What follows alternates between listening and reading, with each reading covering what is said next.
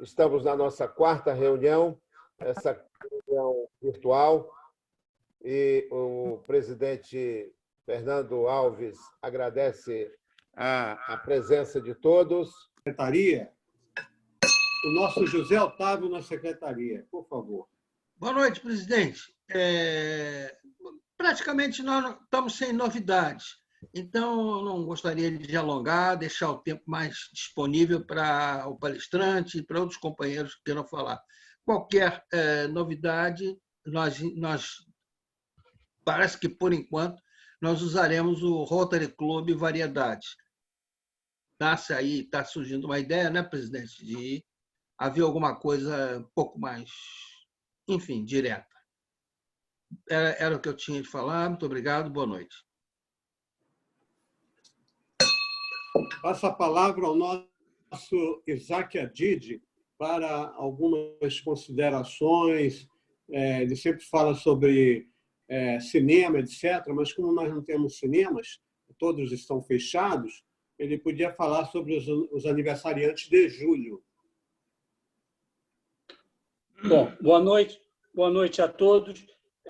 Eu queria dizer para vocês que, como eu falei alguns minutos atrás, os aniversariantes do mês a gente tem colocado sempre no rotarismo. Então, eles têm aparecido tanto no Zap do rotarismo como nos e-mails do Rotary. Mas, como são poucos aqui... Oi. Como são poucos aqui, eu vou ler os de julho. No dia 16, aniversariou o nosso companheiro Sérgio Richiden.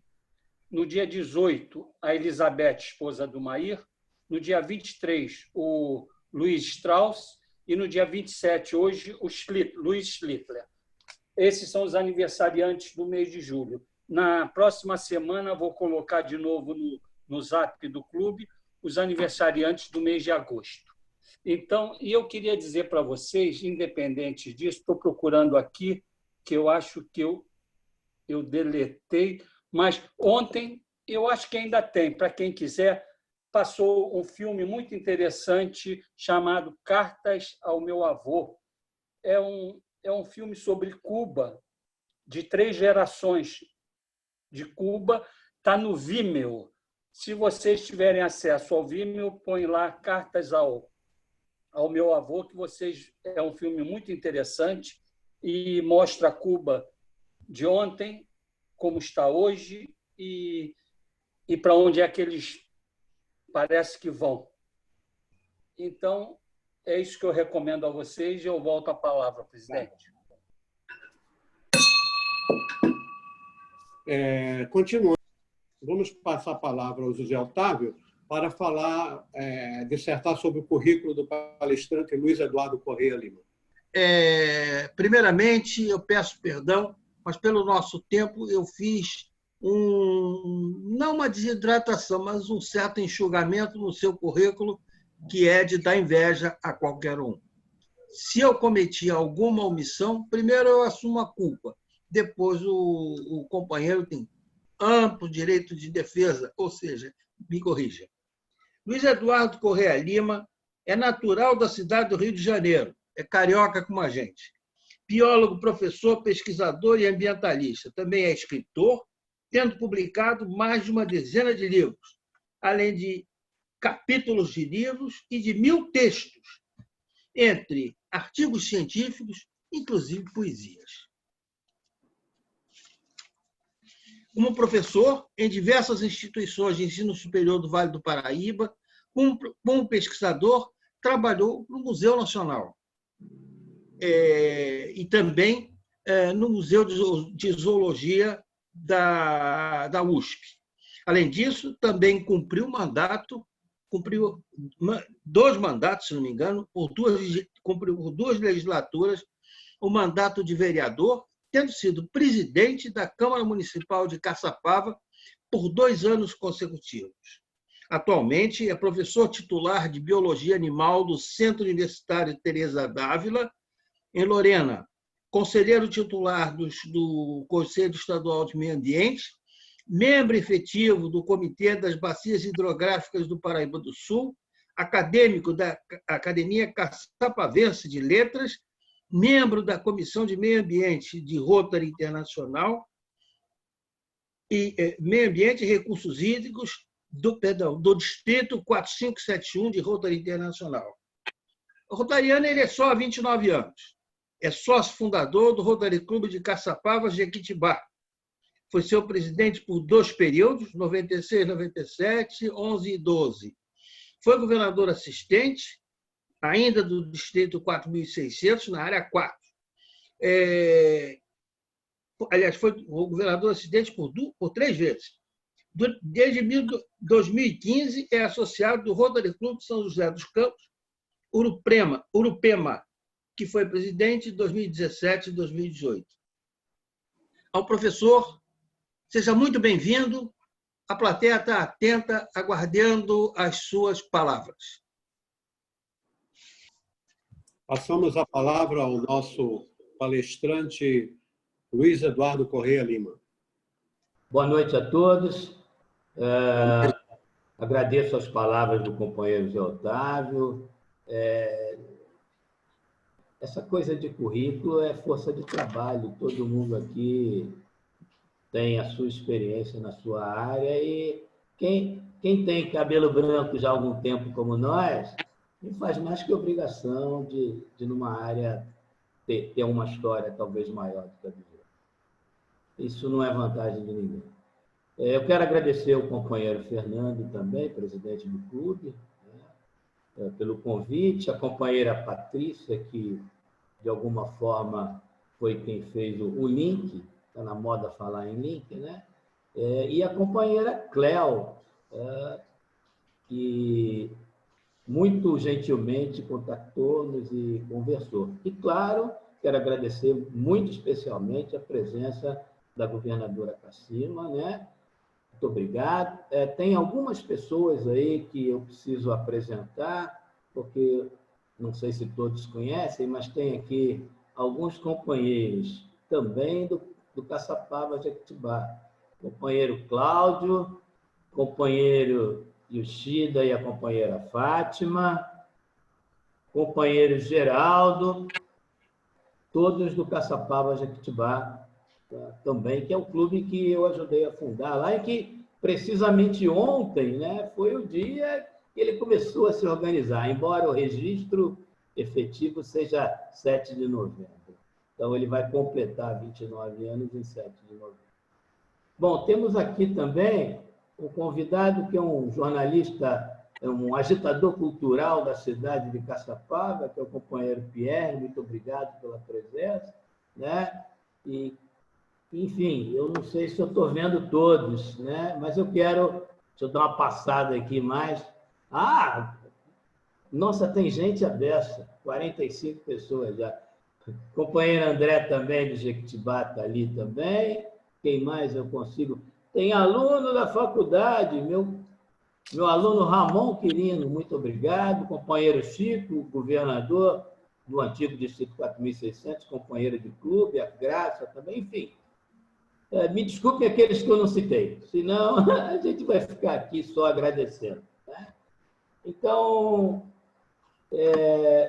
a companheira Cassima me colocou a missão de coordenar, digamos assim, né, de organizar a parte ambiental ou a parte relacionada ao meio ambiente no distrito. E, digamos assim, eu estou fazendo agora a estreia na função, porque isso começou meio que na semana passada. E aí eu já me preparei para montar um cronograma de coisas, isso vai acontecer com o tempo, né? Mas então já preparei uma fala, porque eu acho que é importante a gente entender a história do Rotary com a questão ambiental. E aí o que eu vou fazer aqui hoje com vocês é tentar contar um pouco disso. Como é que surge a questão ambiental, em termos planetários, né? como é que o Rotary entra nela, e o que está acontecendo, ou que começa a acontecer, ou reacontece, talvez, né, a partir do ano que vem. Então, olha só, se a gente for pensar em relação ao meio ambiente como um todo, até a Segunda Guerra Mundial, essa coisa não era importante, né? Alguns cientistas e alguns poetas loucos, românticos, falavam disso, aí essas pessoas, né? Mas quando a guerra acaba com 2 bombas explodidas e muita gente morta, estima-se alguma coisa entre 60 e 70 milhões de mortos na Segunda Guerra Mundial, e o mundo fica dividido ao meio. A Europa é dividida em 2, a cidade de Berlim tem um muro que metade pertence a um grupo e metade pertence ao outro. O tiroteio acabou. Quando explodiram as bombas lá no Japão, que se dizimou, e a Europa também, né? A guerra acabou. Mas começou uma outra guerra que os senhores conhecem muito bem, que foi a Guerra Fria. E é nesse momento de Guerra Fria que começa-se a se pensar no que vai ser do planeta, em que coisa que o homem está se metendo, e o medo generalizado de alguém, mais uma vez, resolver estourar uma bomba nuclear.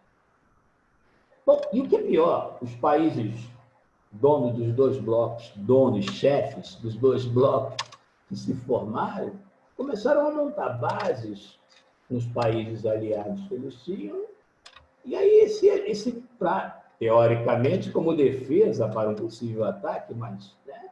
E esse medo, então, só aumentou.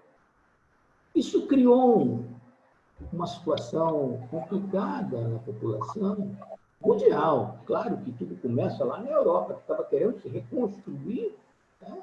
Mas muito complicado.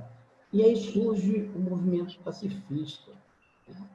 O final da década, metade para o final da década de 50, para início da década de 60, é quando esse negócio culmina, né?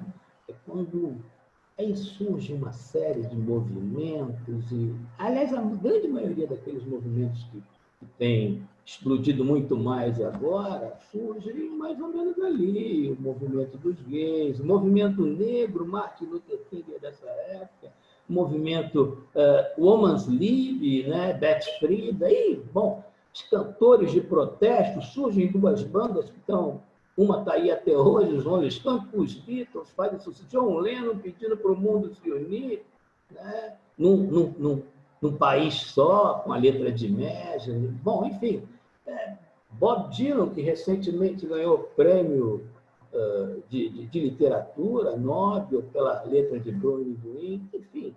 E Raquel Castro, essa mulher lança um livro que é um marco, digamos assim, no nascimento do ambientalismo, né?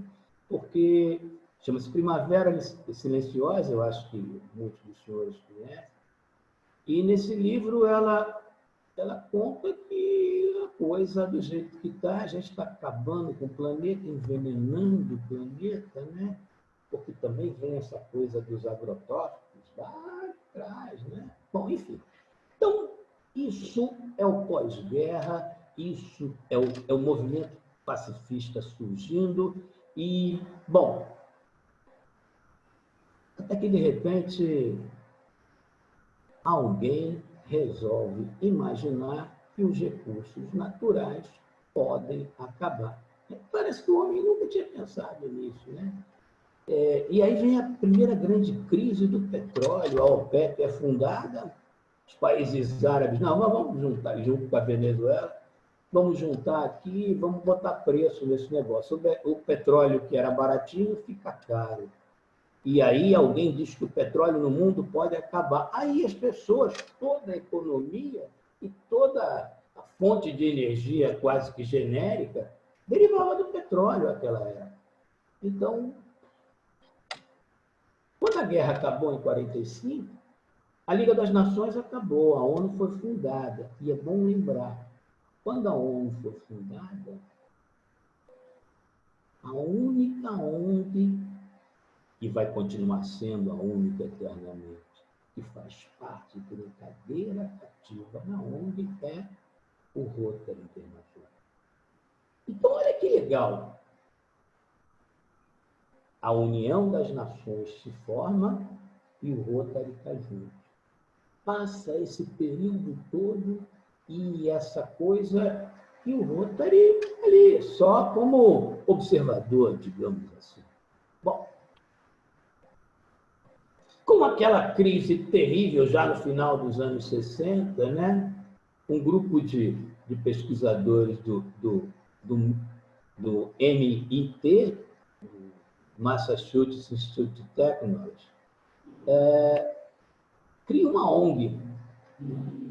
Essa ONG ela vai tratar de estudar e levantar os recursos naturais do planeta, com base em cálculos matemáticos, né?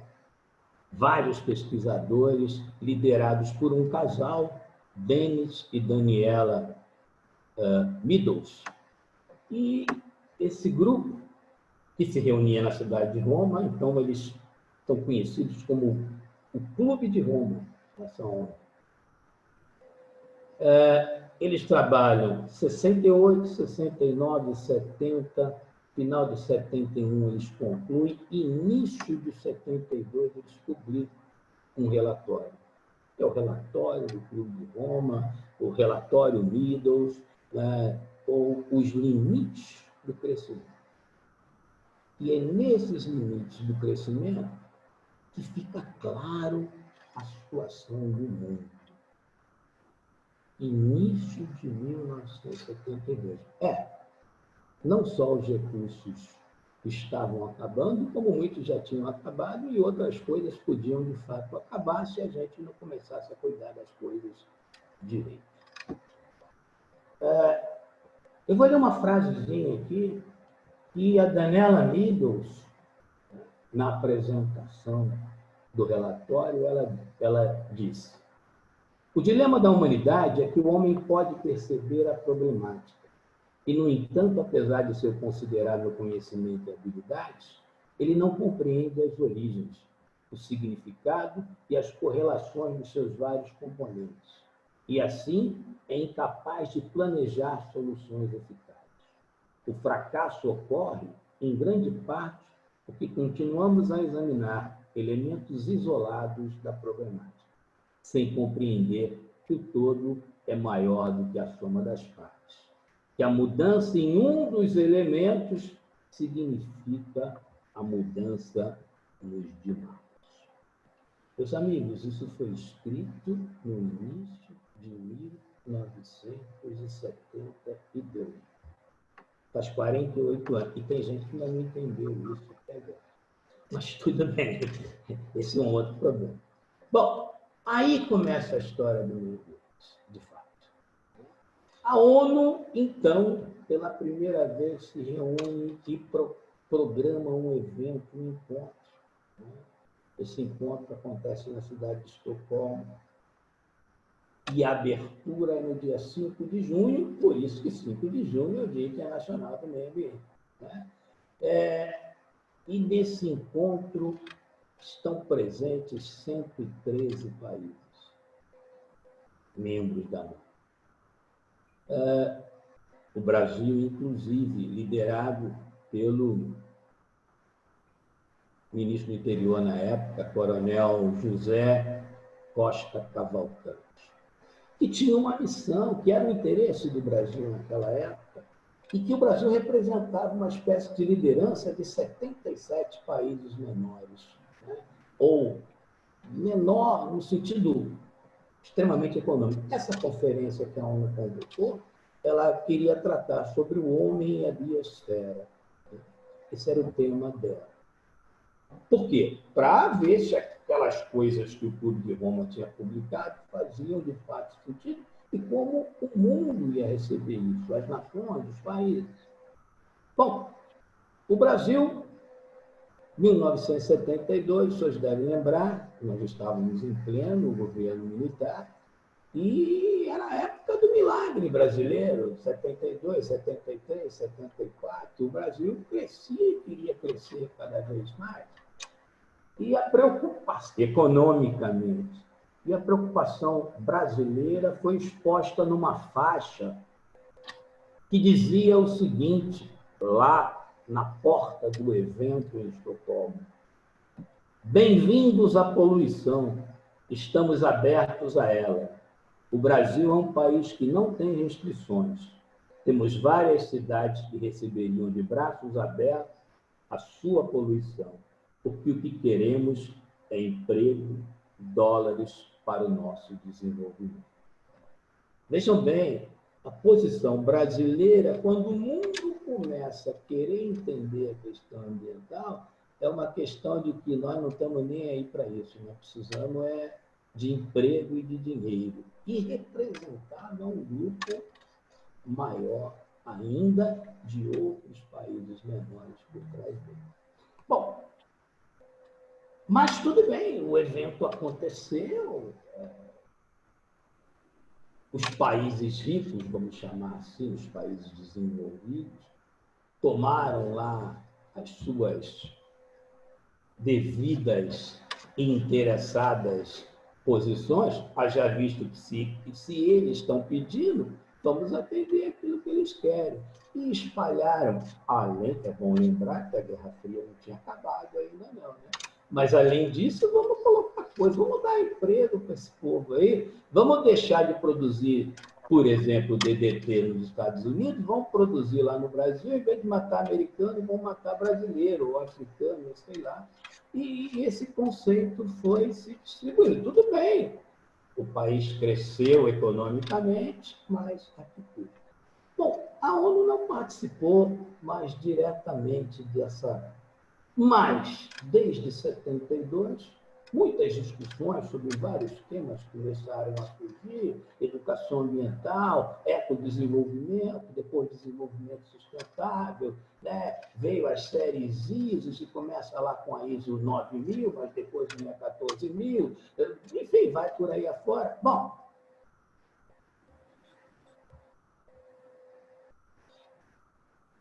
vinte anos depois, a ONU resolve fazer um novo encontro. Quer dizer, vejam bem, de 72 até 92 foi só bochicho e tudo que deveria ter começado a partir do relatório que surgiu em 72. Aí esse novo encontro foi aqui no Brasil, precisamente aí no Rio de Janeiro. A famosa Rio 92, ECO 92, Conferência da ONU para Desenvolvimento. Bom, nesse outro encontro, e o Rotary aí já tem uma participação efetiva. E aí eu vou fazer um parênteses. 2 anos antes da ECO 92, nós tivemos o terceiro brasileiro que foi presidente do Rotary Internacional, Paulo Viriato Correia da Costa, que era um apaixonado pela natureza e que criou um programa chamado Preserve o Planeta Terra. E nesse programa ele rodou o mundo falando de proteger as florestas e de plantio, né? No ano que ele foi presidente, o Rotary plantou pelo mundo afora, segundo citações em vários artigos, 30 milhões de árvores, né? Era o mínimo que se podia fazer naquela época, em termos de relação com a questão ambiental. Ainda estávamos engatinhando bastante em algumas coisas. Ainda não tínhamos entendido que o objetivo do meio ambiente não é só a árvore, ou o macaco, ou o animalzinho qualquer. Não, é o próprio homem, que precisa se manter vivo no planeta e que precisa de condições para isso. Bom, mas tudo bem. Paulo Viriato fez 4 encontros internacionais sobre o meio ambiente, um aqui na Amazônia, em pleno Manaus, coração da Amazônia, capital do estado do Amazonas. Fez um encontro aqui no Brasil também, aqui pertinho da gente, em Contagem, em Minas Gerais, onde se plantou 30 mil árvores. Enfim, nós tivemos oportunidade de conhecer o Paulo Viriato e nós tivemos uma ida de alguns companheiros na casa dele. Ele tem uma casa aqui, lá em Campo do Jordão, Cassima. Não sei se você conhece a casa dele lá, né? E ele falava sempre dessa coisa. Ele, depois de 90, 91, que foi quando ele foi presidente do Rotary Internacional, ele ficou curador da Fundação Rotária até 98. Em todo esse período, ele foi um grande ativador da questão ambiental em Rio. Mas, depois que ele saiu, o programa foi esfriando e, em 2001, foi totalmente extinto de Rotary. E logo depois da morte dele, isso aconteceu. Bom, mas tudo bem. Mas quando chegou para a ECO 92, veja, isso foi em 90, 91, ele estava presente e o Rotary se fez representar. É interessante a gente lembrar que o encontro da ONU é mas esse não foi o único encontro que houve no Rio de Janeiro. Na verdade, foram 2 encontros. Foi um encontro oficial da ONU e um encontro da sociedade civil mundial. Existiram 176 chefes de Estado lá no Rio Centro, mas existiam mais de 2.000 ONGs no aterro do Flamengo.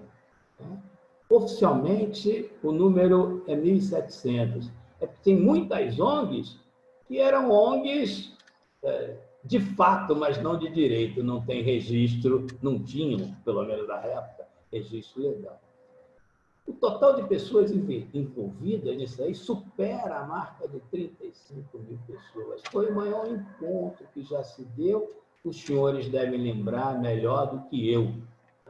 Embora eu estivesse lá, fiquei uma semana lá, né, no evento, participando do Fórum Global, mas vocês estavam muito mais perto. Devem ter acompanhado toda a história.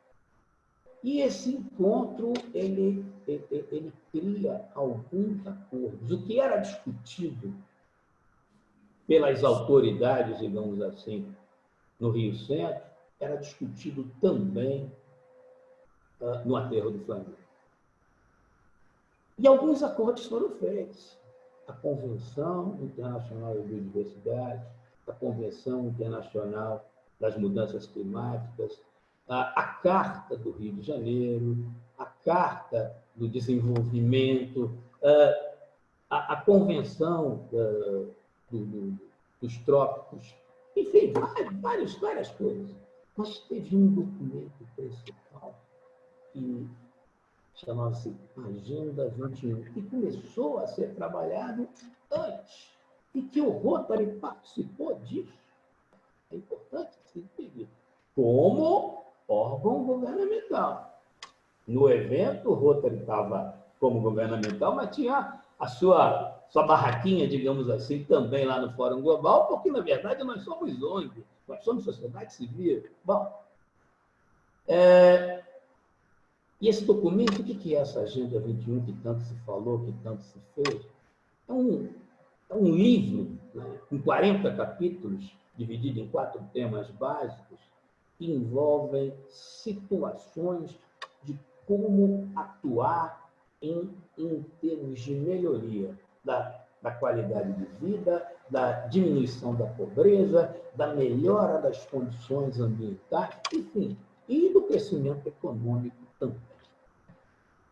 Só que é um livro, porque é um negócio imenso, né? São 40 itens, cada item subdividido, dá um monstro. Nem tudo aquilo interessa a todo mundo. Então, cada país signatário deveria se adequar, né, na sua Agenda 21. E aí não dava para ser assim, a tapa, digamos. Então, deu-se um prazo de 5 anos para que cada um fizesse o dever de casa e voltasse a se encontrar 5 anos depois, para que cada um apresentasse a sua emenda. E assim foi feito. Marcou-se a Rio+5, que deu-se em Nova York, em 1997, lá na sede da ONU, e que foi o maior fiasco da história. Por quê? Porque nenhum dos presentes tinham 176 países na Rio 92. Mas signatários do documento foram 192, e teve outros que assinaram depois, né? Inclusive os Estados Unidos. Né? Bom, mas o que era para ser apresentado por esses 192 países, apenas 3 cumpriram o dever de casa. E aí o encontro foi um fiasco, não serviu para nada. Né? Moral da história, marcou-se outro. 5 anos. Veja, o que começou em 72, nós já estamos em 92, aí fomos a 97, e agora vamos a 2002 para Joanesburgo. Em Joanesburgo, em 2002, finalmente, não foram todos ainda não, mas a grande maioria cumpriu o dever de casa e cada um apresentou a sua agenda. O Brasil, mais uma vez, se destacou como líder dos pequenos. E o Rotary se manteve à parte de toda a história com a sociedade civil. Não há participação civil do Rotary, só a participação efetiva como membro da ONU. Saiu de lá o Brasil com uma condição boa e de jogar na mesa, como os pequenos, olha, vocês dizendo para os grandes, vocês têm dinheiro, mas nós temos recursos, vocês querem os recursos, vocês têm que pagar e têm que ajudar a gente a crescer. Nós não podemos mais, tem que acabar com a pobreza no mundo. A gente tem que ser igual. E, para isso, precisa melhorar a qualidade de vida de todo mundo. E começa a melhorar a qualidade de vida melhorando o ambiente, as condições básicas das pessoas, etc. Isso foi muito legal. Isso se deu em 2002. Né? E, ao longo desse período aí, deu-se um prazo para um novo encontro para se ver como estava andando.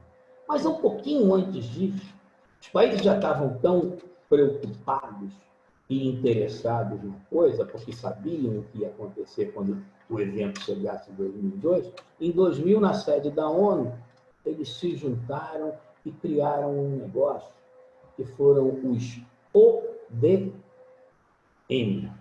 Objetivos do Milênio. Inventaram, teórica, claro, inventaram, foi discutido, né? Mas criaram lá 8 itens que eram as prioridades mundiais e criaram uma agenda, a Agenda 2015, que os países signatários da ONU estariam, principalmente os ricos, comprometidos em desenvolver aquilo até 2015. E isso também já foi apresentado em 2002 em Joanesburgo. Tudo bem, passou esse período todo e, nesse espaço de tempo, entre 2002 e até 2005, tá? A coisa cresceu tanto que o que não tinha valor, o que era perfumaria, o que era bonito e só, né, começa a ganhar corpo e ser transformado em valor econômico. A biodiversidade, né, ganha corpo, forma e dinheiro com os serviços ecossistêmicos, que surgem depois de muita estudo e coisa, e você, peraí, a natureza produz coisas que dá ao homem e que ninguém quantifica isso, quanto a floresta em pé, começou a ser entendida como algo que podia valer mais do que a derrubada dela ou que se faça na área.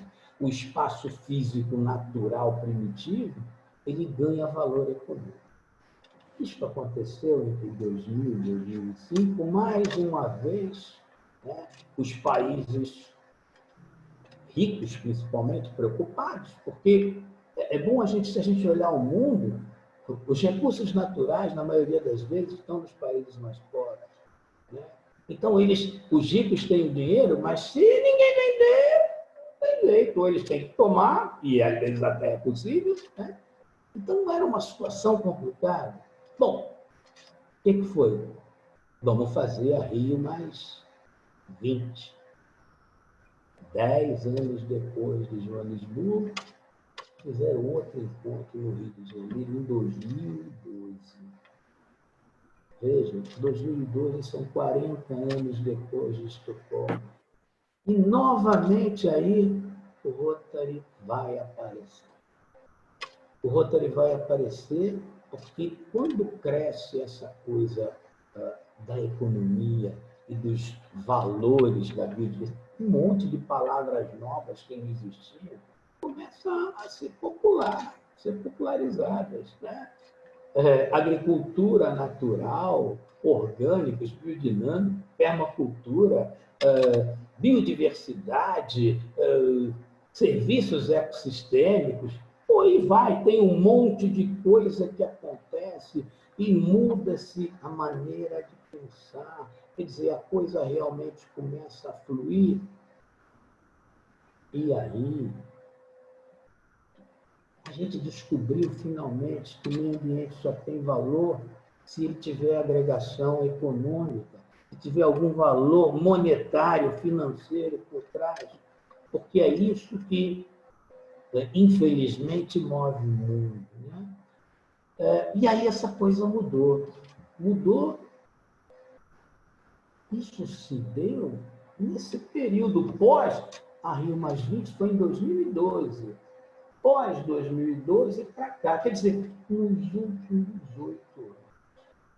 E o Rotary, né, por sua vez, nesse período, o Rotary desenvolveu várias áreas em que ele começou a investir mais, que chamou de áreas de enfoque. E nessas áreas de enfoque, lá, diminuição da pobreza, saúde alimentar, saúde materna, está lá a educação fundamental, tem vários valores, a água, os recursos hídricos, o saneamento. Pois é. Mas, inclusive, bom a gente lembrar como rotariano que o objetivo primário do Rotary, e por isso o Rotary está na ONU, é a paz mundial. Né? A paz entre as nações. Pois é, o Rotary tem um programa que desenvolve, eu tenho certeza que vocês conhecem, né, que a Fundação Rotária paga todo ano bolsas para isso, de pessoas que vão pelo mundo afora para ser, digamos assim, missionários da paz, fazem cursos nesse sentido, para estar discutindo e levando ideias que possam melhorar a vida e as relações humanas. E, pasmem os senhores, a maioria dos projetos que essas pessoas desenvolvem, né, ou o cunho final dos projetos em que essas pessoas se envolvem para desenvolver e que o Rotary paga, esses projetos eram quase todos de base ambiental.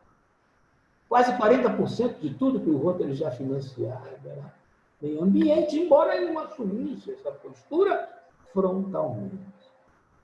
Mas agora, né, final de janeiro de 2019, o Rotary veio com uma grande novidade, né? A grande notícia, final de 2019, não, início de 2019, não, final de 2019, início de 2020, de que a última, 7ª área de enfoque agora que foi criada pelo Rotary é o meio ambiente. Agora a gente não pode mais, não precisa mais fazer um projeto, né, que fale de uma coisa ou que peça alguma coisa, mas cujo intuito do financiamento é outra, porque era assim que estava acontecendo, né? O que acontece agora? Agora, os projetos ambientais, a partir de 1º de julho de 2021, eles terão financiamento próprio, porque o meio ambiente hoje é uma área de enfoque do Rotary Internacional. Ou seja, eu contei um monte de coisa aí, falei a burro aí, eu já estou falando há quase 40 minutos. Tentei resumir uma história que isso, eu costumo, nas minhas aulas, leva aí pelo menos umas 6, 8 aulas para contar isso tintim por tintim, mas para colocar a entrada e a saída do Rotary, né, do movimento, os dois lados do movimento, e agora, como sociedade civil outra vez, como fundação rotária, ele entra mais uma vez trabalhando como alguém que pode financiar projetos na área ambiental sem, digamos assim, mascarar diretamente esse interesse. Porque o meio ambiente hoje é uma área de enfoque. De Rotary, ainda não tem verba própria, só em 1º de julho de 2021, mas vai ter. Eu acho que, resumindo, né, bem, era mais ou menos isso que eu tinha a dizer para você. Mas eu fiz um textinho que é bem pequenininho, não vai levar nem 5 minutos. Eu quero ler no final, para que a gente possa pensar um pouquinho e depois a gente pode abrir uma discussão sobre essas coisas que eu falei, que possa até esclarecer alguns outros aspectos. Por que o Rotary, depois, então, de 2012, né, foi nessa tocada? E eu esqueci de dizer uma coisa, foi bom até. Porque, quando chegou em 2015, lembra lá dos ODMs? Eles eram 8, e a coisa fluiu tão relativamente bem que, em 2015, a ONU se organizou de novo na sede dela em Nova York e criou a Agenda 2030. E os ODMs, que eram 8, agora são os Objetivos de Desenvolvimento Sustentável, e são 17. E o principal deles continua sendo erradicar a pobreza no mundo, né? Porque essa diferença é que tem trazido isso.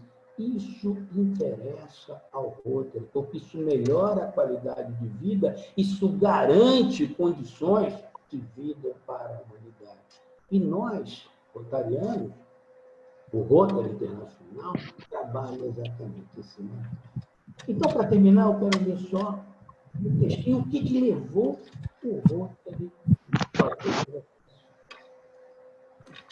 Talvez o grande motivo para a tomada efetiva de posição do Rotary Internacional tenha sido a fala do presidente de RI 2018-2019, Barry Racine, há 2 anos. Ele, que é morador das Bahamas, se disse preocupado com a possibilidade do aumento do nível dos oceanos. Porque o país onde ele mora, tinha 80% da área, inclusive a própria residência dele, ao nível do mar. Se o aumento dos oceanos acontecer do jeito que está caminhando, as Bahamas e outros locais do mundo simplesmente deixarão de existir. Vejam, o presidente de Rotary Internacional se tocou de que, pô, caramba, é a minha casa e quantas outras. Isso deve ter sido um start para o Rotary se desvincular da questão estatal, digamos assim, e assumir a sua condição de sociedade civil. Bem, mas o Rotary, ainda que tardiamente, a meu ver, mostrou que está ligado no mundo e nos problemas globais. Então, logo passou a presidência de Barry Racine, veio a de Mark Maloney, né, de 19 e 20, e na virada de 19 para 20, a grande notícia, que o alemão Holger Knapp, que deve ser parente do nosso companheiro aí, eu vi a conversa outro dia, de que o Rotary estaria estreando a nova área de enfoque, que seria o meio ambiente. E a partir da presidência do próximo presidente de Rotary Internacional, que é o Sherka Mehta, né? Financiamento de projetos pela Fundação, diretos, sem subterfúgio, pedidos pela área de meio ambiente.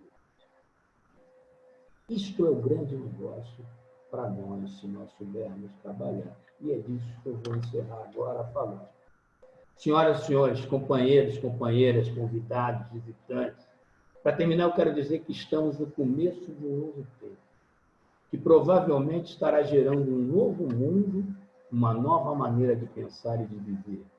E o Rotary, com enfoque no meio ambiente, se soma fortemente aos que exigem mudanças rápidas, seguras, salutares e, sobretudo, sustentáveis para esse novo mundo. Assim, os rotarianos assumem uma posição ímpar nesse trabalho de auxiliar essa construção, que garantirá a vida para aqueles seres humanos atuais e, principalmente, para aqueles que ainda não nasceram. Nós, rotarianos, agora temos uma responsabilidade muito maior com a vida e com o planeta. Companheiros, vamos investir a nossa inteligência e trabalhar na elaboração de projetos que nos permitam atuar piamente na construção desse novo mundo, ambientalmente correto. O Rotary Internacional já fez a parte dele, permitindo que, a partir de agora, maior aporte financeiro, e agora cumpre a nós, os rotarianos, estabelecer mecanismos para que as ações se efetuem. Que venham os belos e factíveis projetos ambientais e que o Rotary, mais uma vez, possa ajudar o mundo a ser um pouco melhor, como tem feito nesses 115 anos de sua existência. Muito obrigado, era isso que eu tinha que dizer para os senhores. E estou aqui para responder qualquer pergunta.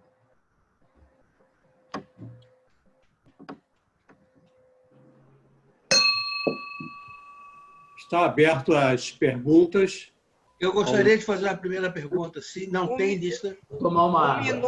Um minuto, que tem aqui as mãozinhas azuis levantadas. Mas onde é que está esse raio dessa mãozinha azul? Não serve uma mãozinha branca, não? Não serve, tem que ser azul. Ordem é Azul, ordem. lá embaixo de participantes, que aparece a palavra, assim, levantar a mão, raise hand. Perfeito. Levantou? Sim, você é o quarto. O primeiro a falar é o companheiro governador Chico Reis, instrutor distrital da governadora Cassima, que muito nos honra também com sua presença aqui em nossa sala. Boa noite a todos, companheiros, companheiras. É imensa satisfação em participar nesta noite dessa palestra, que trouxe para nós, Rotary, um ânimo do que será meio ambiente para nós a partir de agora. Primeiro, como gestor ambiental, Luiz, não concordo com a palavra ambientalista. Você não é ambientalista, você é doutor em meio ambiente e recursos hídricos. Ponto. Segundo, a gente fala do Rotary de meio ambiente, projetos faraônicos que eu tenho visto, mas eu sou muito a favor de começarmos a pensar nos jovens, nas crianças de idade escolar, porque é lá que nós vamos começar os nossos projetos. E você, Luiz Eduardo, ainda não falou do seu projeto, eu gostaria que você desse uma palhinha para todos, que é um projeto que nós vamos, esse ano, trabalhar também com ele. Então, esse é o meu questionamento e obrigado a todos. Na verdade, o companheiro Chico, companheiro lá do meu clube, né? A gente já faz um trabalho em escolas, ele sabe disso, né? A gente, várias escolas da região, lá particularmente no município hoje de São José dos Campos, mas também de Jambeira, a gente tem ido conversar com as crianças, levar palestras, temas, assuntos. Aliás, eu faço isso antes de Rotary, há mais de 40 anos eu faço isso. Bom, mas tudo bem. Mas agora, como efetivamente trabalho rotário. E a gente está querendo estender isso num projeto de educação ambiental em que a gente vai envolver, né, o ambiente natural do Vale do Paraíba, ou pelo menos da parte em que a gente está inserido lá no Vale, como uma forma de produzir materiais para as escolas do grupo próximo a nós. Nós ainda estamos burilando a coisa, não posso ir muito além disso. Mas obrigado por você ter levantado a bola, Chico. Agora eu passo a palavra para o companheiro Pedro Durão, governador Pedro Durão. Boa noite a todos. Boa noite, Luiz Fernando. Parabéns, inclusive, por trazer um tema que é tão atual e que nos preocupa muito mais agora, que com essa pandemia que a gente deu uma parada e nos fez pensar mais sobre o assunto. Tá? Mas não é uma pergunta, é uma sugestão. Tá? Existe muito rotariano que não tem consciência, vamos dizer, do grau de poluição que cada um de nós cria ao longo, tá? durante a vida e durante as nossas tarefas. Tá? E o que você acha de criar um programa em que, para a conscientização dos rotarianos, em que ele pudesse calcular a sua pegada de carbono e estimular uma maneira dele neutralizar a sua pegada de carbono através do plantio de árvores, do programa, de determinado local. Tá? Não sei se seria uma fase de conscientização e, inclusive, a partir do ano que vem, nós já poderíamos ter projetos virados para o meio ambiente. Seria uma forma de conscientizar o próprio rotariano em se preocupar com o meio ambiente. Não sei, é apenas uma sugestão que me ocorreu agora quando você estava falando do meio ambiente. Boa ideia, companheiro. A gente tem que... Essa é uma das coisas que eu estou dizendo, surgiu um monte... Não expliquei, mas tudo bem, já que você está questionando, surgiu um monte de conceito novo, e esse é mais um. Nós temos que partir para trabalhar numa economia de baixo carbono. Né? E tudo que a gente queima de carbono, a gente tem que ter uma forma de devolver isso ao planeta. Porque a gente sabe que o aquecimento global é consequência disso. E a única coisa que tira, de fato, CO2 da atmosfera é a árvore fazendo fotossíntese, ou alga fazendo fotossíntese. Bom, e se a gente começa a controlar o nosso consumo de carbono e taxar, de alguma forma, isso para nós mesmos, olha, se a gente cria uma orientação individual, eu acho que é difícil colocar isso na cabeça de todas as pessoas. Mas o rotariano tende a ser um cara consciente. E aí eu acho que a sua ideia é bastante pertinente, sim, porque a gente pode passar a ser exemplo de como proceder. Exemplos, bolar uma calculadora de carbono, né? Mandar para o pessoal. Tá, ok, fica aí a sugestão. Né? Beleza, obrigado, muito bem-vindo. Obrigado. Cléo, posso dar uma palavra? Pode, depois de você, o Claudino, tá, Fernando? Ok. Professor Luiz Eduardo, eu gostaria de... Companheiro Luiz Eduardo, por favor, presidente. Ok, Luiz Eduardo. Eu gostaria de ouvir um pouco a sua visão sobre essa pandemia que está havendo, né? Já que o senhor é um profissional do meio ambiente, e eu vejo hoje as pessoas mais preocupadas com o próximo. Utilizando as máscaras, é uma proteção mútua. Né? Como é que o senhor vê, a partir de agora, né? Mesmo acabando a pandemia, vamos continuar preocupados com o próximo? Como é que o senhor vê isso? Olha, inclusive, eu fiz, dessa conversa que a gente teve hoje, na verdade, eu fiz um documento base e era o que eu ia fazer, eu ia ler um texto, mas o texto ficou muito grande, deu 10 páginas. E aí eu falei, não vai ser por aí, não, vamos esquecer isso, né?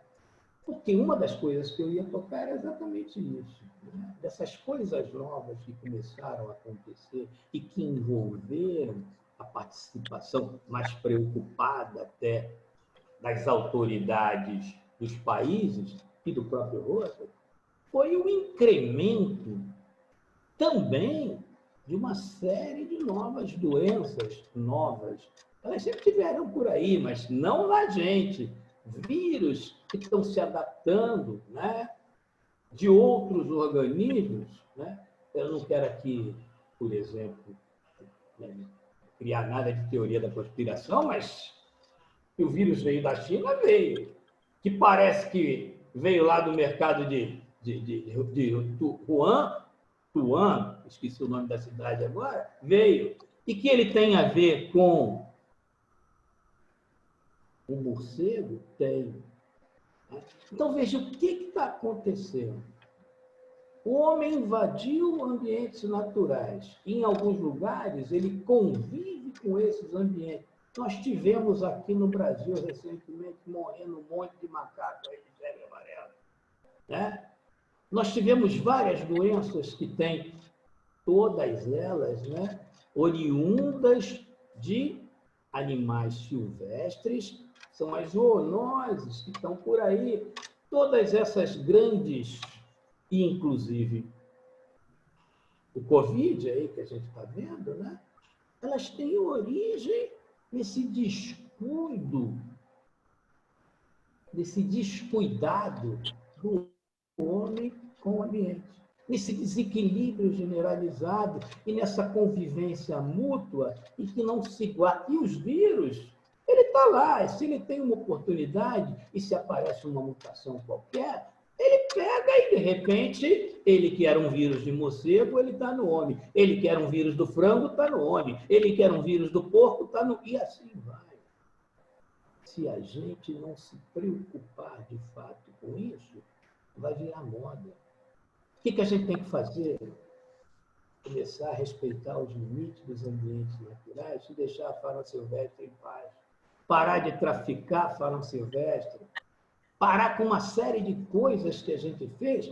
E também, me desculpem, eu sempre falo disso, mas tem que falar, tem que controlar a população de humanos no planeta. Como vai fazer? Eu não quero entrar no mérito dessa discussão. Mas não é possível que a nossa população continue crescendo desse jeito e espalhando por tudo, quebrando tudo, destruindo tudo, retirando tudo para satisfazer o nosso interesse. O planeta não somos nós. Nós somos parte do planeta. A gente tem que entender isso. Tem que acabar com essa maneira de pensar antropocêntrica e entender que o centro das coisas deve ser a vida, inclusive a nossa. Mas nós temos que respeitar a nossa relação e a relação natural com as outras formas vivas. Então, a Covid é só mais uma. E não se assuste, não, porque ali na frente vai vir outra, vai vir outra, vai vir... Enquanto a gente não começar a acertar algumas coisas que a gente tem feito historicamente errado. É isso que eu penso. Nós estamos vendo, inclusive, essa invasão de gafanhotos no sul do Brasil. Não é? E eu lembro também... Gafanhoto é um negócio comum. Não é comum chegar aqui. Mas em algumas regiões do mundo isso é relativamente comum. Tudo bem. Muito obrigado, Luiz Eduardo. Agora o companheiro Claudino, que está com a palavra. Luiz Eduardo, os moradores da região metropolitana do Rio de Janeiro dependem totalmente da estação de tratamento de água do Guandu, que, por sua vez, depende da qualidade da água que chega lá. Há menos de um ano atrás, tivemos uma crise aqui. Foi um problema agudo, mas existe um problema crônico, que é a qualidade da água do Rio Paraíba. Agora que o nosso distrito engloba cidades, clubes que estão situados em cidades ao longo do Rio Paraíba, não seria uma boa oportunidade para nós promovermos projetos visando proteger a qualidade da água do Rio Paraíba? Diversos projetinhos municipais, é a pergunta. Companheiro Claudino, eu quero aplaudir a sua pergunta, porque realmente é isso. Olha, eu estou envolvido no Comitê de Bacias do Paraíba desde que ele se formou, Comitê Paulista, desde 1994. Pô, são 25 anos, ele completou em novembro do ano passado, vai fazer 26 esse ano. E o que a gente vê é isso. O homem, quando criou as divisões geográficas ou geopolíticas, ele criou a critério dele, a política estava à frente. Mas a dimensão da natureza não é essa. E nós estamos numa região, nós, aqui no Vale do Paraíba, onde eu estou, né, que é uma região que geradora, produtora de água, que mantém, eu sou carioca de nascimento, mas agora vamos falar como paulista, é um absurdo o que acontece na transmissão de água do Rio, de São Paulo para o Rio de Janeiro, que acontece desde que foi feita a transposição em 1953, né? Em que São Paulo não paga que o Rio de Janeiro não paga um centavo dessa água para São Paulo, que garante. Eu não teria nascido, e muitos dos senhores talvez não, se a água do Paraíba não chegasse aí para elaborar toda a coisa que leva a água para o sistema Guandu. O senhor deve lembrar que o Guandu era um riachozinho que o homem é que fez aquele canal, a Lagoa, Dragoa, etc., para receber isso, aquela represa lá no alto da Serra de Ribeirão das Lages. Aquilo ali tudo é água do Paraíba, que é capturada na transposição, que fez o rio Piraí andar ao contrário, porque ele ia sentido Paraíba e agora ele vem sentido Serra para acumular aquela... Bom, e tudo bem, o Rio de Janeiro tem água, resolveu-se tudo. 53, olha, o Rio nunca pagou um centavo por essa água. E agora? E a gente era obrigado, porque lá em Santa Cecília, onde tem a transposição, essa água é capturada por 3 bombas, naquela época estava tirando 160 metros cúbicos. Né? Hoje tira 110, 120. Então tem que baixar mais. Nós temos a bacia do Paraíba, que talvez seja a mais, talvez não, certamente é a mais saturada do Brasil. Por quê? Porque está em cima do maior bloco industrial nesse país, né? E de uma população extremamente grande também, e que tem que aliviar. E a cada dia, nova outorga, nova coisa, mais gente precisando de água, pede daqui. Pô, como é que faz? O que tem que resolver? Cada cidadezinha tem que ter obrigatoriamente a questão de tratamento de água, de retenção, de cuidado, de reuso. Na bacia do Paraíba, não é nenhum elitismo, não tem que ser feita, senão a água vai acabar. Agora nós estamos mandando água para São Paulo também, pela transposição da Cantareira. Né? Quer dizer, o Vale do Paraíba, ou a Serra na verdade é a Serra do Mar aqui, né? Gera água, passa por aqui, a gente tem que cuidar para mandar para o Rio e para São Paulo. E nós aqui, se bobear, vamos ficar sem ela. Eu dando uma entrevista uma vez na Globo Regional aqui, eu disse isso. A gente dá água para lá, dá água para cá, e a gente, como é que fica? E quem garante que a gente possa garantir essa água? Pô, essa ideia de fazer projetos municipais, ou até grupos de municípios, que possam, de fato, se responsabilizar por isso. E aí, mas tem que entender o seguinte, os municípios estão todos pobres, sem dinheiro, endividados, de pires na mão e na Brasília de dinheiro. Essa é uma história brasileira, né? que a gente vê sempre. E eles vão negociar sempre tudo para poder arrumar mais recursos. talvez esse caminho, colocar isso na cabeça dos administradores, ainda é meio complicado. Fazer a população entender isso ainda é meio complicado, mas o Rotary pode sim. A gente resolveu isso aqui. Aqui, o Rotary está dentro dos comitês, aqui na Serra e no litoral. Eu não sei se aí do lado do Guandu, né, e dos outros subcomitês que tem do lado fluminense, do lado carioca, né, se tem rotariano lá brigando para tentar fazer isso que você disse, conscientizar os municípios de que a gente pode ter qualidade de água devida. E outra coisa, quem é que garante os interesses políticos? São José dos Campos é a maior cidade da região. Canas é uma cidadezinha pequenininha. Mas para o prefeito de Canas, Canas é uma cidade mais importante do mundo. E se politicamente ele leva alguma coisa que seja interessante, vai se aprovar aquilo e não se aprova de São José dos Campos, que talvez seja, estou dando um exemplo aqui, não tenho nada nem contra nem a favor das duas cidades, né? Só para que talvez fosse mais importante despoluir a água lá primeiro, ou tratar lá primeiro, porque o rio está correndo nesse sentido, ia ter menos problema cá na frente. Mas isso também é uma questão de conhecimento, de lógica, de entendimento, de entender que o recurso tem muita coisa de cunho político, além do técnico, por trás de tudo isso. E como é que a gente leva isso se não for a participação das entidades que têm peso? O Rotary tem peso político. O Rotary pode chegar nas prefeituras. O Rotary pode, sim, fazer pequenos projetos que possam permitir isso e deve. Se você é amigo do prefeito, sei lá, de Vassoura, só para dar um exemplo aqui, tá? Não tem? Vamos conversar sobre isso com ele, vamos tentar colocar isso na cabeça. Eu acho genial. Beleza.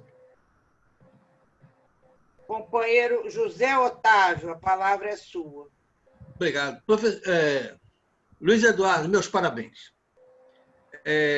Primeiro, gostaria de dizer algumas coisas aqui, eu até fiz umas anotações aqui. Primeiro, o nosso clube tem orgulho de ter tido entre seus associados o Haroldo Matos de Lemos. Você deve conhecer, foi o fundador da FEAMA. Um ser extraordinário, acho que ainda hoje um grande paladino do meio ambiente. Também, além de carioca... Companheiro José Otávio, eu assisti 2 palestras do Haroldo ainda, quando estudante. A sede da FEAMA ficava ali na Fonseca Pérez, e eu estudei na FAUP, que era ali, no Colégio Pedro II. Continue, Safado. Mas voltando, além de carioca, eu me considero, não estou puxando o saco de ninguém, mas eu me considero um jordanense afetivo.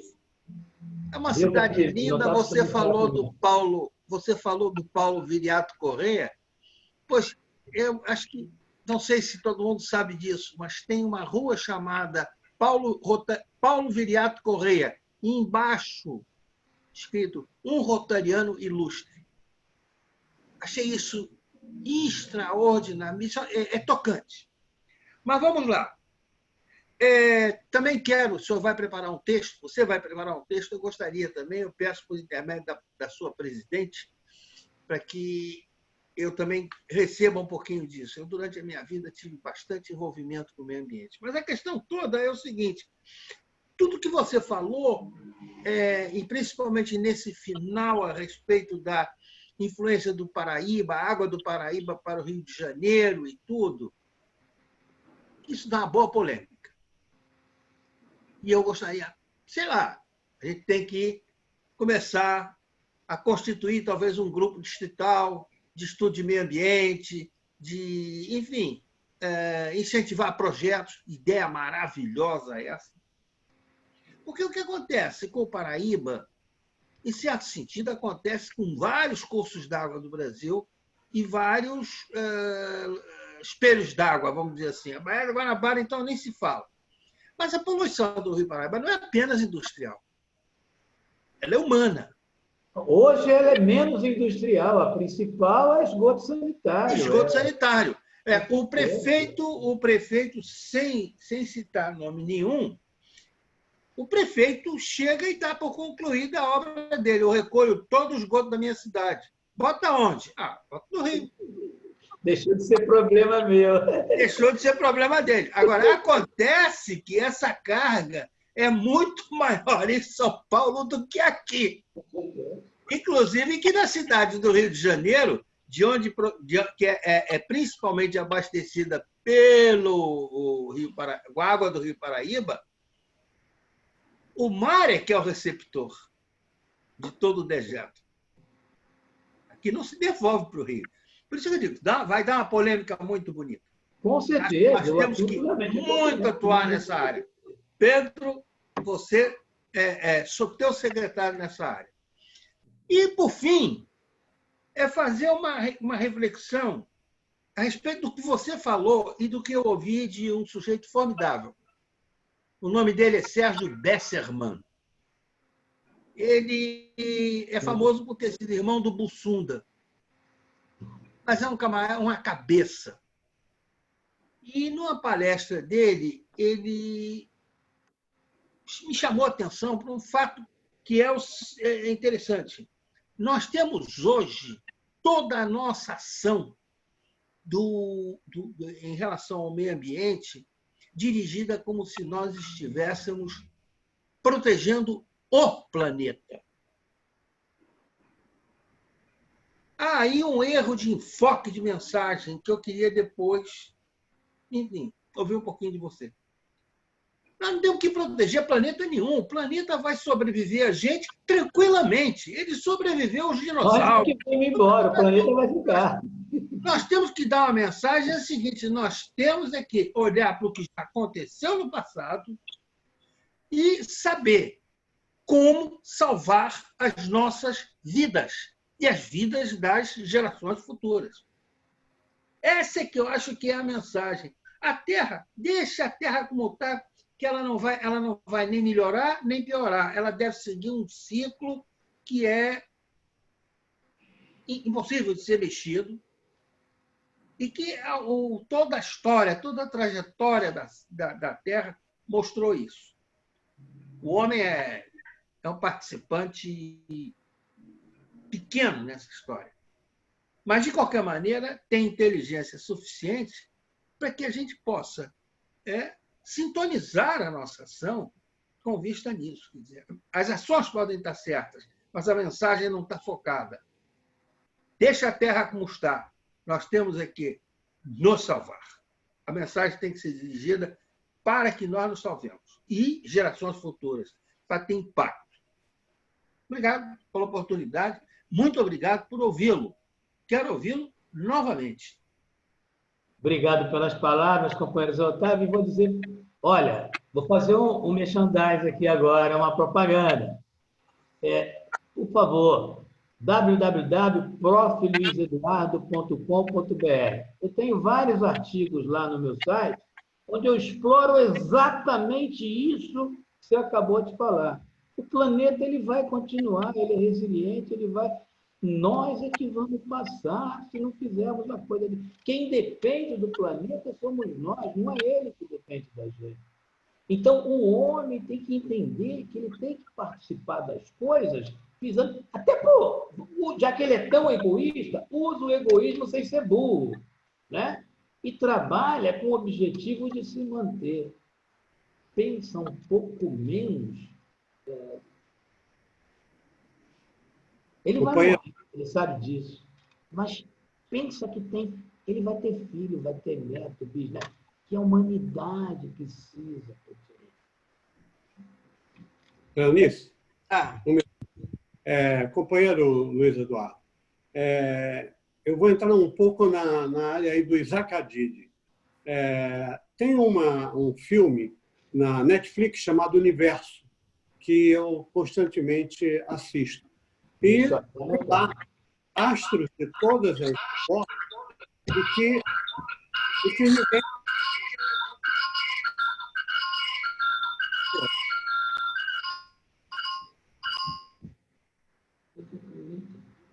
aconteceu alguma coisa aí. Está ouvindo, Cleonice? É um Vamos passarinho, ouvir, pode continuar. Interrupção.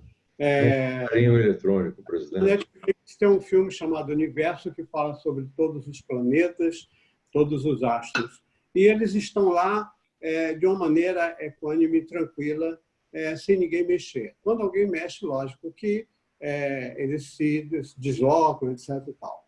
E basta que a gente mantenha a Terra do jeito que ela está, entendeu? E não mexamos muito nisso aqui, tá? E nos cuidemos, só isso. Eu lembro que eu estive em 1979 no Japão, em Tóquio. Eu vi as pessoas já com máscara. Eu perguntava, por que isso? Não, para proteger o outro porque ele está gripado. E, quem sabe, a gente começa a se preocupar um com os outros e deixa a Terra aí como está, porque ela está muito bem. Tá? Tem uma questão política muito séria por trás da sua fala e eu preciso falar isso. Me desculpe. Eu sou um educador, sou um professor. Né? E a palavrinha mágica é essa palavrinha de 8 letras. Né? Educação. Não dá para comparar ainda, infelizmente, a educação que eles têm lá no Japão com a nossa. Né? Nós precisamos investir muito em educar as pessoas aqui para que a gente possa entender que isso, botar o simples uso da máscara é bom para todo mundo. Mas, infelizmente, nós estamos longe disso ainda. Estamos há milênios. China e Japão são países milenares, né? E, inclusive em medicina também. Muito bem. Fernando, 1 minuto. Eu gostaria de passar a palavra para o companheiro Cláudio Zinger, para que ele exponha o que ele escreveu aqui no bate-papo, por favor. Cláudio, a palavra é sua. Pode ligar. Pronto.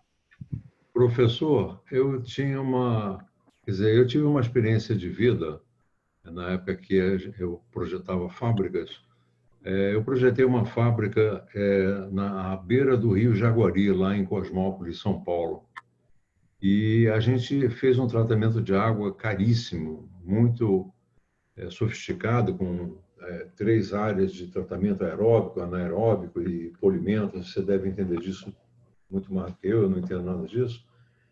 Mas uma das coisas que me chamou muita atenção ali na região é que existia uma regulação, eu não sei se municipal, se estadual, que dizia o seguinte: você deve captar água jusante do seu esgoto. Ou seja, você vai beber aquilo que você produziu de sujeira. Quer dizer, e aí Esse é o princípio inglês. O que me chamou, o que me levou a esse raciocínio foi o que o Claudino falou agora há pouco. Ele chamou uma atenção para uma coisa importantíssima, que o nosso distrito hoje está ao longo do curso do Rio Paraíba do Sul, que é o rio que alimenta o nosso consumo aqui na cidade do Rio de Janeiro. Então, eu me lembrei desse negócio lá do Rio Jaguari, e a gente foi obrigado a fazer isso. Nós fizemos isso. A nossa captação era jusante do nosso esgoto.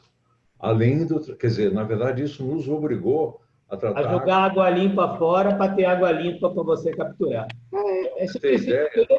O terceiro estágio do tratamento de água dessa fábrica tinha peixes. Quer dizer, a gente tinha que ter peixes vivos ali nadando na lagoa para provar que a água era compatível com a vida, né? E aí, então, a gente capturava a água para produzir o nosso produto. Você acha que faz algum sentido a gente promover essa lei para o Rio Paraíba? Veja, isso, em termos de Brasil hoje, faria sentido se a gente tivesse poder de decretar isso em todo o país, né? Agora, como é que você vai mudar toda a história do que já foi construído? Isso ia ser muito complicado. Mas, em tese, se for um processo gradativo, que vai, você tem tanto tempo para mudar o teu sistema, você tem tanto tempo para mudar o teu sistema, bom, sei lá, 20 anos, 30 anos, não sei. Mas é possível, mas tem que ter lei para isso. E essa lei, mesmo no estado de São Paulo, ela não existe uma lei estadual que garanta isso. Isso deve ser alguma coisa local por algum outro problema que existe nesse rio aí que eu não conheço. Não, porque acho, se não estou enganado, o Rio Jaguari alimenta a cidade de Campinas. assim como o Paraíba do Sul Ele alimenta. é ligado ao PCJ, tá? É o comitê do Capivari, Jundiaí e o Jaguari e o Piracicaba. São 3 rios da Grande Campinas ali. Mas eu não conheço o que é feito lá, exatamente lá. Eu estou do lado de cá, a Bacia do Paraíba e a cidade onde eu moro, e a água daqui corre nesse sentido. A de lá, ela corre da Caída da Mantiqueira para lá. É outro sentido. Ela vai para o sentido oeste do estado. Tá? Nós estamos aqui no Paraíba, está vindo para o sentido noroeste. Seria o caso e lá vai para o sudoeste. Então, é outra água. Eu não sei o que acontece lá. Não tenho conhecimento. Seria o caso da gente cutucar um pouquinho os políticos que a gente conhece, né? Dentro eu acho que a ideia do companheiro Claudino, né, se eu não me engano, é legal a gente cutucar aí os prefeitos, a influência que os Rotary e os rotarianos têm. É fantástico isso. Eu acho que a gente pode usar esse meio. Sim. Obrigado. Obrigado. Fernando, eu posso... Clarice, finalizamos aí as perguntas. 1 minuto, Fernando. Não teremos mais nenhum companheiro que pediu a palavra. Parece que o José Otávio está querendo ainda falar alguma coisa. E tem também o companheiro Humberto, que está sacudindo a mão. Mas o que eu queria dizer... Eu estou vendo aqui. Rapidamente, a época do Carlos Mink, aqui no Rio de Janeiro, ele tentou fazer isso, não sei se teve sucesso, mas com a CSN.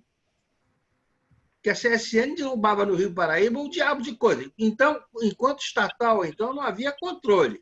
Era ela e ela. Com a privatização, as coisas apertaram um pouco para o lado da CSN. Parece que hoje ela é mais amigável em termos de meio ambiente. Se não me engano, esse dispositivo parece ter sido adotado pelas autoridades ambientais aqui no Rio de Janeiro. Eu não posso afirmar isso com certeza, apenas dizer o seguinte: já houve uma grande polêmica liderada pelo Carlos Mink com a Companhia Siderúrgica Nacional. A questão lá da CSN, porque está no Planalto ainda, embora seja do lado fluminense já, mas eu conheço bem ali a situação também do Vale do Paraíba, por ser bacia do Paraíba. Agora, o que acontece na caída da Serra das Araras para cá, depois que junta no Guandu para distribuir água aqui para o Rio de Janeiro, aí eu estou fora desse conhecimento. O companheiro Humberto Pasqualin, que é o... passar a palavra para ele agora, o Luiz Eduardo. Ele foi o coordenador, o organizador, né, o presidente da Comissão de Recursos Hídricos, e eu sempre colaborei com ele. Ele está querendo falar aí. Por favor, Pasqualinho, acho que a Cléo está passando a palavra para você.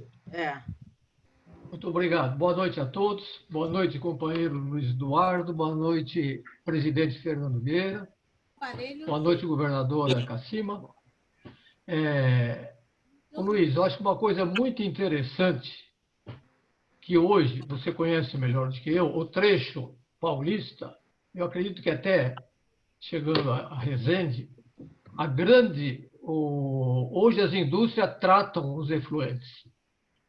Acabei de falar aí, o problema hoje é o esgoto. O problema hoje não é a indústria. Talvez a CSN, não sei, mas deve ter melhorado muito também. Muito. Então, hoje seriam os municípios, mas nós estamos lá no Comitê de Bacia e sabemos também que avançou muito o tratamento.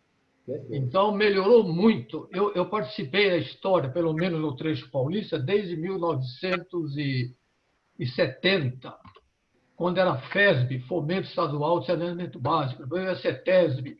E isso que você falou a respeito aí, deixa poluir para desenvolver, a Europa fez, a China fez, o Brasil fez, e foi política da CETESB. E depois começou o controle. E com isso as indústrias melhoraram muito. Mas você sabe melhor do que eu aprendi isso com você, meu mestre, Coitado de mim, Pascoalinho, que eu. Você sabe disso. Nós andamos muito, rodamos, aí conversamos muito e eu fui o seu pupilo. Eu acho que tem um problema aí que você não levantou. Mas estou lembrando que você que me ensinou. A transposição Barra de Piraí lá para o Rio de Janeiro, para a cidade do Rio de Janeiro, eu também vivi muito lá em Resende, muitos anos, participei do Rotary lá, fui presidente. Ela é da ordem hoje, talvez uns 120 metros cúbicos por segundo. Sim, 110, 112, tá por aí. Abaixou, né? Deve ser uns 110, chegou a 160. Muito bem. Quando começou era 160, muitos anos. 160. Muito bem. O consumo da cidade do Rio de Janeiro, talvez algum companheiro aí sabe melhor que eu acho que é da ordem de 45 metros cúbicos por segundo. E essa transposição que cai no Guandu tem um grande desperdício. Porque só 40% abastece a cidade. O resto, você sabe para que é, né? A dessalinização do Guandu. Por causa da... Continua sendo assim? Eu gostaria que você falasse. Tem a geração de energia elétrica, né? Tem a geração de energia elétrica, as usinas da Light. Depois da transposição, isso ignora. Não, depois que a água chega aqui embaixo, que ele está dizendo, que ainda tem uma coisa. Quando a maré sobe, o mar manda água para dentro. Então, tem isso em Campos. Mandar água para sair, para não deixar a língua salina, digamos assim, a gente chama de intrusão salina, esse é um nome técnico, né? Adentrar na água doce, para garantir a qualidade dela. Então, você tem que julgar a água para empurrar o mar de volta. Para empurrar o mar. É isso aí ainda. A usina siderúrgica do Rio Atlântica depende fundamentalmente da qualidade dessa água, para a refrigeração dos seus equipamentos. Isso, com certeza. Mas a geração de boa parte da hidroeletricidade aqui no Rio de Janeiro é dependente do Paraíba, e essa transposição que é feita, quer dizer, você praticamente se inverte o fluxo de um rio, no sentido de... Praticamente não, se inverte totalmente. O Rio Piraí corria no sentido e passou a correr. Exatamente, exatamente. Depois ele vai alimentar as represas. Tem ali tem 2 ou 3... 8 represas pequenas, né? Não lembro o nome de todas elas. Exato. Quer dizer, então, o consumo de água, eu não tenho estatística, eu não posso nem comentar. 45, mas apenas eu posso dizer que há o consumo de água e de geração de energia elétrica também. Não, Zé Antônio. Isso tudo foi um decreto que o Getúlio Vargas fez na década de 40, né? Para poder colocar a CSN funcionando ali como foi, né? Claro, trouxe desenvolvimento para a região, trouxe, mas... E aí, por tabela, e veja a grande jogada de engenharia, por tabela, porque o interesse era gerar energia. Por tabela, vamos dar água para o Rio de Janeiro também, porque não vai ter, porque ia faltar mesmo, eu já disse. Eu não teria nascido, porque o Rio não tinha água. Toda a água aí do Rio, ela vem do Alto da Tijuca e ela ia nutrir ali o centro, a Zona Sul, São Cristóvão, acabou. Todo o resto da cidade do Rio de Janeiro e do Grande Rio, toda a Baixada Fluminense, que está abaixo do nível do mar, e que se furar sai água, mas é água salgada, porque ali é área de recôncavo da Baía de Guanabara, né? Não dá para beber essa água. Né? Então, essa água só chega lá porque se fez uma obra de engenharia para criar energia que, por tabela, ajudou até a... Senão não tinha água no Rio, não, gente. Então, isso ocorreu também... Companheiros, um instante. O companheiro Hélio Koppelmann está com a mão levantada há algum tempo. Eu preciso dar a palavra a ele, tá? Um instantinho só. E esse é o último, porque nós já ultrapassamos o horário, Cleonice. Ok. Então, ok. Alô, Hélio. Alô, estão me ouvindo? Alô? Pode falar, Hélio. Pode falar. Falou-se na água, na fonte de origem da água. Despolou isso tudo, e quando passa e chega aqui, onde ela vai ser consumida, vai ser poluída de novo. Por quê? Os canos que a transportam estão todos enferrujados, estragados. As cisternas dos edifícios estão todas poluídas. Se não se cuidar, cuidou antes, tem que cuidar também no pós e na fonte onde ela chega. E o que eu tenho observado de tanta gente que a gente hoje manda até escovar os dentes com água fervida, porque a quantidade de parasitas que o pessoal contrai hoje através da água é imensa. Então, é o problema que o professor, nosso companheiro aí falou, é educação. Educar, começar desde o primário. Essa é a palavra mágica, como eu digo. É isso que eu queria falar. Muito bem. Podemos encerrar, Cleonice? Podemos, você agora, antes de encerrar... Eu agradeço. Desculpe, Fernando. Vamos passar o diploma que... Tá? Eu gostaria de agradecer ao companheiro Luiz Eduardo pela brilhante palestra proferida aqui em nosso clube. Se o nosso diretor de TV não estivesse nos buzinando, né, por causa do horário, nós íamos aí até às 10 horas. Mas eu vou pedir à companheira Cleonice para passar o diploma virtual ao nosso palestrante da noite e agradecemos muito e esperamos breve tê-lo de volta aqui em nosso clube. Fernando, está aí na tela o certificado do Luiz Eduardo. Eu vou ler aqui, certificado Rotary Clube de Copacabana, na pessoa do seu presidente Fernando Alves Vieira, confere o presente certificado a Luiz Eduardo Correia Lima pela brilhante palestra sobre o tema Rotary e Meio Ambiente, Nova Realidade, Rio de Janeiro, 27 de julho de 2020. Fernando Alves Vieira. Muito obrigado, Luiz Eduardo, mais uma vez. E, Fernando, sim. Fernando, eu gostaria também de já convidar todos para a palestra da próxima semana e vou exibir também agora a chamado convite para a próxima reunião. Isso. Então, estamos aí na tela.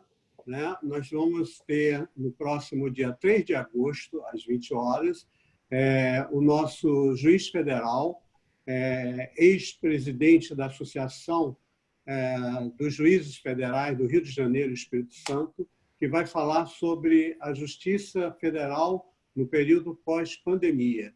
Ele é um companheiro nosso do Rio de Janeiro e um brilhante palestrante.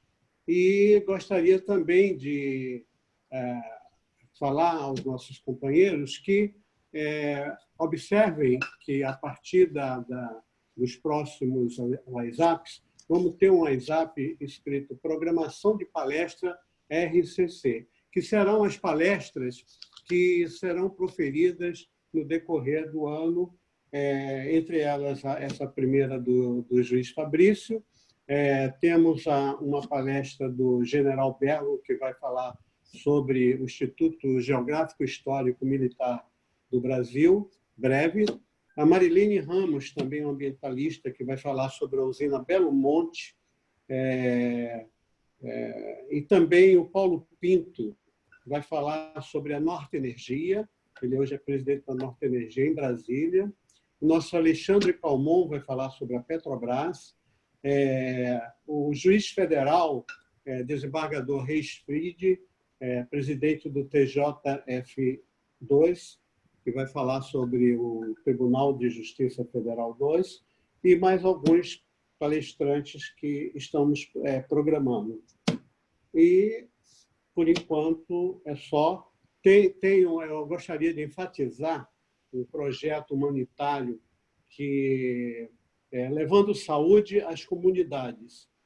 Seria um ônibus itinerante nos bairros da Zona Sul, e já queria pedir aos médicos voluntários de todos os Rotary Club do Rio de Janeiro que queiram ser voluntários desse projeto e se cadastrem com a Cleonice, e em breve vamos ter esse ônibus, mas ainda é um projeto que estamos fazendo, pretendemos realizar até o final da minha gestão. E agradeço a todos. Mais alguma coisa, Cleonice? Eu posso só fazer um agradecimento final? Pode fazer, Luiz Eduardo.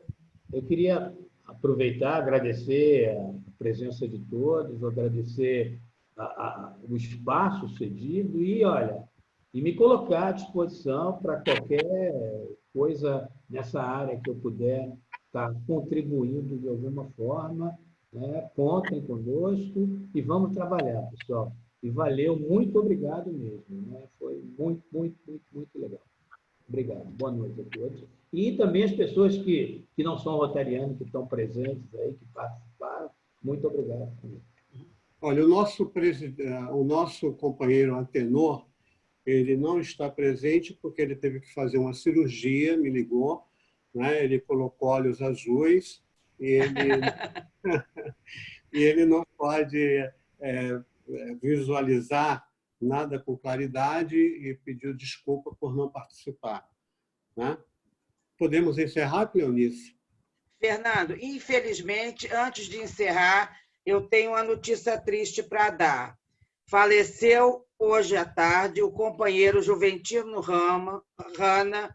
Ele foi presidente 2007 e 2008 do Rotary Clube de Taubaté, diretor e idealizador do projeto Rumo, que trabalhava com jovens, e que o Taubaté também faz parte do nosso distrito. Então, nossos sentidos pêsames, em nome do presidente Fernando e de todos os companheiros do Rotary Clube de Copacabana, pela passagem do companheiro Juventino. Vamos fazer um minuto de silêncio em função do falecimento do companheiro Juventino.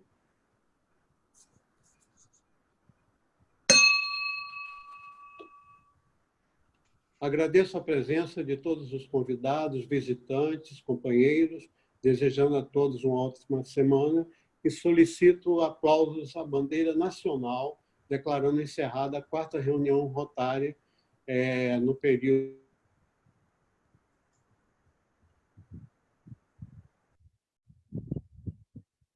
Fernando, desligou o microfone.